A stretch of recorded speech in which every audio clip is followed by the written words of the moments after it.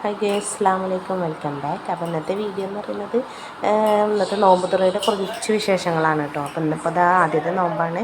അപ്പോൾ പത്തിരിയാണ് ഉണ്ടാക്കിയിട്ടുള്ളത്. അപ്പോൾ നല്ല ചിക്കൻ കറിയൊക്കെ ഉണ്ടാക്കിയിട്ടുണ്ട്. ഇനിയിപ്പോൾ അതാ കറിക്ക് നമുക്ക് തേങ്ങ അരച്ച് പാരണം. അപ്പോൾ അതാ പത്തിരിയൊക്കെ പരത്തി കൗണ്ടറൊക്കെ ആകെ ക്ലീൻ ആക്കേണ്ട അവസ്ഥയിലെത്തിയിട്ടുണ്ട് കേട്ടോ.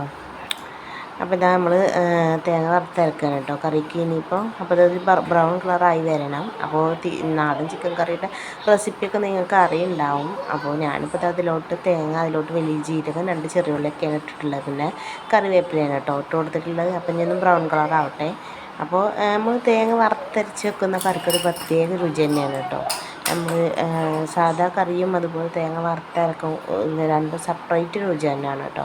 ഇടയ്ക്കാർക്ക് തേങ്ങ അത്ര ഇഷ്ടമല്ല, എന്നാലും ഇന്നപ്പോൾ ആദ്യത്തെ നോമ്പൊക്കെ അല്ലേ, അപ്പോൾ തേങ്ങ വറുത്തരച്ച് വെക്കാൻ വിചാരിച്ചു. അങ്ങനെ ചിക്കൻ കറിയൊക്കെ റെഡി ആയിട്ടുണ്ട് കേട്ടോ. പിന്നെ ഇപ്പോൾ ഇത് തരിക്കഞ്ഞിയാണ്. തരിക്കഞ്ഞി എന്ന് പറഞ്ഞാൽ ഞാൻ ഉണ്ടാക്കുന്ന റെസിപ്പി ആദ്യം തന്നെ നെയ്യിലോട്ട് ഞാൻ സേമിയനാണ്ട് ഇട്ട് കൊടുത്തൊന്ന് വറുത്തെടുക്കുക, എന്നിട്ട് അതിലോട്ട് പാലൊഴിക്കുകയാണ് കേട്ടോ ചെയ്യുന്നത്. വളരെ സിമ്പിളായിട്ടുള്ള റെസിപ്പിയാണ് കേട്ടോ എൻ്റെ തരിക്കഞ്ഞി. അപ്പോൾ നെയ്യിലോട്ട് നമ്മൾ സേമിയനൊക്കെ വാട്ടി അതിലോട്ട് ഞാൻ പാലൊഴിച്ച് പാൽ നന്നായിട്ട് തള വരുമ്പോൾ, അതായത് സേമിയ നന്നായിട്ടൊന്ന് വെന്ത് വരട്ടെ കേട്ടോ. വെന്ത് കഴിഞ്ഞ് നമുക്ക് മനസ്സിലായല്ലോ കേട്ടോ. 1 സ്പൂൺ റവയാണ് ഇട്ട് കൊടുക്കുന്നത്. ഒറ്റയ്ക്ക് നമുക്ക് അത് ഓഫ് ചെയ്യാം കേട്ടോ. റവ വേവേണ്ട ആവശ്യമില്ല. അപ്പോൾ ഇനി നാരങ്ങ വെള്ളം കളിക്കണം കേട്ടോ. നാരങ്ങ വെള്ളം കളിച്ച് ഫ്രിഡ്ജിലോട്ട് വെക്കണം. പിന്നെ നമ്മൾ സേമിയയിലോട്ട് തന്നെ ഏലക്കായ, പിന്നെ കാഷ്നട്ടൊക്കെ ഞാൻ നെയ്യിലൊന്ന് വാട്ടിയിട്ട് കൊടുത്തിട്ടുണ്ട്. തരിക്കഞ്ഞി റെഡി ആയിട്ടുണ്ട്, കറി റെഡി ആയിട്ടുണ്ട്, പത്തിരിയെല്ലാം റെഡി ആയിട്ടുണ്ട്. കുറച്ച് ഫ്രൂട്ട്സും കൂടെ ഒന്ന് വെട്ടി വെക്കണം കേട്ടോ.